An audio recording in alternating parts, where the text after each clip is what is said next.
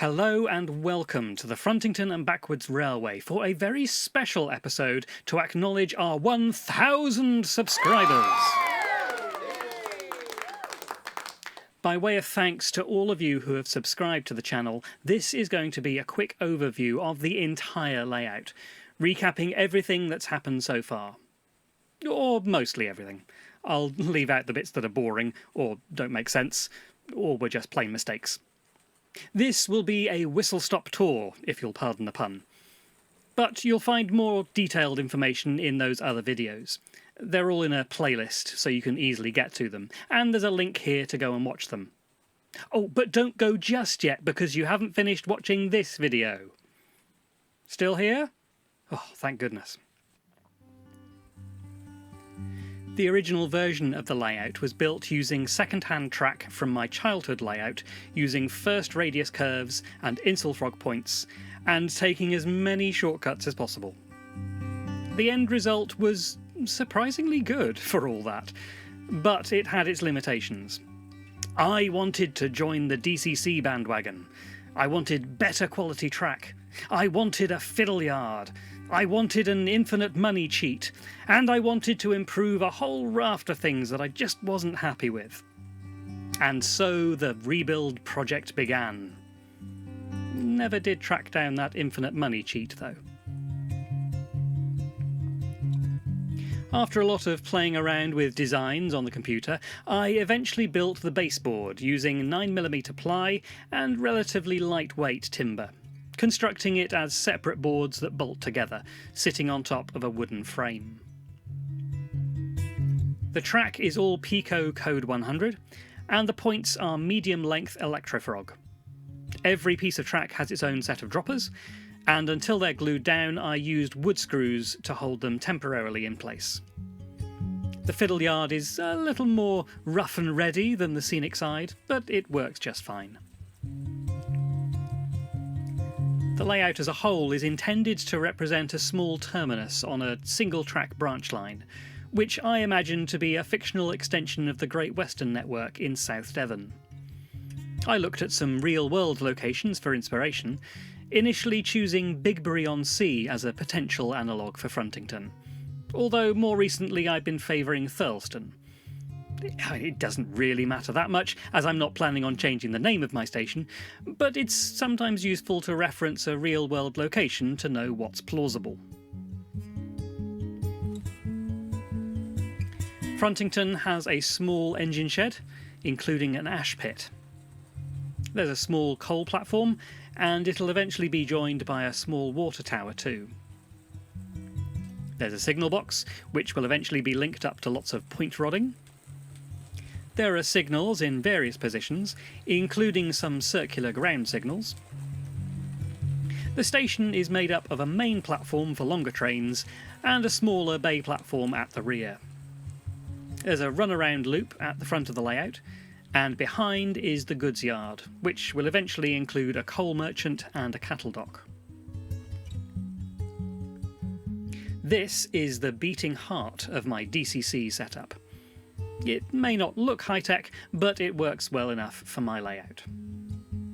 Inside that state-of-the-art cardboard box is an Arduino Mega running DCC-EX, which turns it into a DCC command station.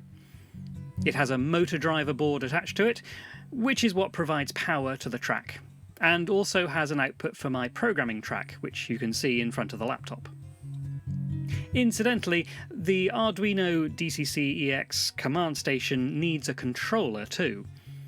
I haven't yet had much luck connecting directly to the Arduino using a Wi-Fi chip, so for now I'm running JMRI on an old laptop, which connects to the Arduino via a USB cable. JMRI then acts as the controller, and if necessary I can use JMRI directly on the laptop to control my locomotives. But that's a faff, so I've set up JMRI to automatically run a Y-throttle server, with the laptop set to expose a Wi-Fi hotspot. I can then connect to the hotspot from an old Android phone, fire up the Engine Driver app, and control my locomotives wirelessly. Phone to laptop to Arduino to track to decoder. It might sound like a long list of things that could go wrong, but it's actually been remarkably reliable. And cheap.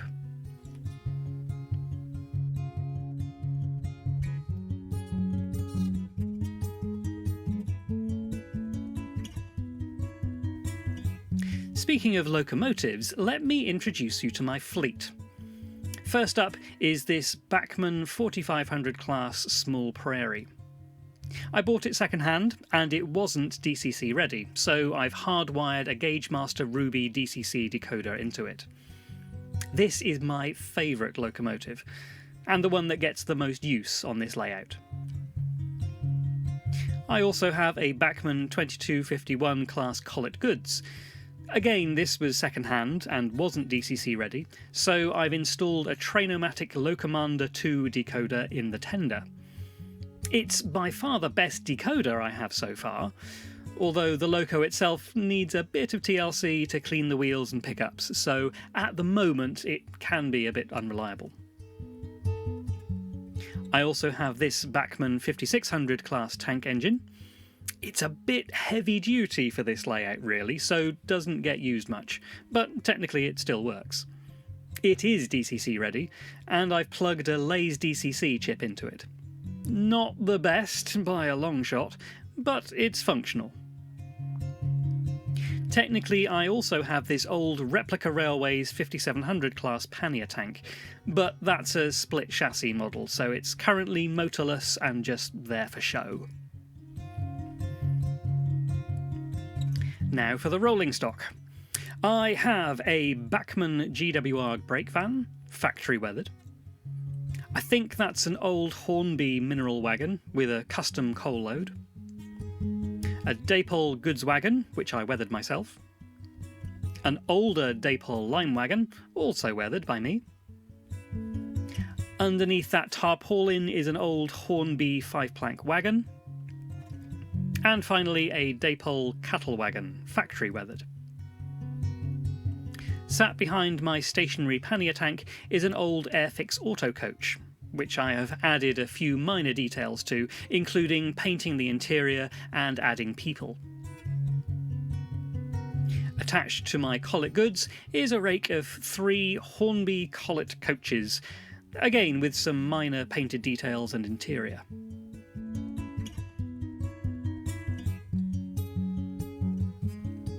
And following my Small Prairie is a 2-coach Airfix B set, lightly weathered and with interiors painted and populated. All my coaches also have lighting installed, using a kit from Layouts for You, which includes a latching reed switch so that I can turn the lights on and off using a magnet. Different people seem to have different ways of uncoupling, so I thought I'd share mine. I use this little piece of plastic. I cut it out of some packaging at some point, not sure exactly what. Importantly though, it has a right angle piece at the bottom that I can slip underneath the tension lock couplings to release them. Being transparent means I can easily see through it, so I can see what I'm doing. And if I ever need another one, or if I lose the darn thing because it's transparent, it's easy enough to make a new one. I have a few buildings on the layout from various sources. The engine shed is a cardboard Metcalf kit, with some minor customisations to give it a GWR colour scheme. It has interior lighting that can be switched on by placing a magnet next to a reed switch, but the batteries are currently flat, so I can't show you that. The signal box is also a Metcalf kit, with a similar interior lighting setup. The main station building at Frontington started life as an HO scale Helgen kit of Teignmouth Station, but it's since been heavily modified to make it look more like a 00 gauge GWR station building. And on the goods siding I have a small L-cut creative goods shed. I haven't started work on Backwoods Station yet, so I'm just using some old plastic Hornby bits as a placeholder for now. So ignore that. Attached to the front of the layout is this little control panel for the signals and points. The toggle switches are connected to an Arduino Nano, which talks to a PCM9685 servo controller board to control a load of 9-gram servos fitted underneath the boards. Incidentally, this is what the wiring looks like underneath the layout. It's perhaps not the tidiest, but it does the job and isn't too difficult to work with. Here you can see 2 servos controlling points and 1 controlling one of the start signals. There are also a couple of Gauge Master auto frogs to switch the point frog's polarity, and you can also see a terminal block I'm using to distribute power to the droppers. Finally, here's a quick peek at my current filming setup. Just a tripod with my phone attached to an extension. I'm using an app called Open Camera, which gives me a bit more control over locking the exposure, white balance, and focus if I need it. I also have a clip-on desk lamp if I need to illuminate the scene a bit more.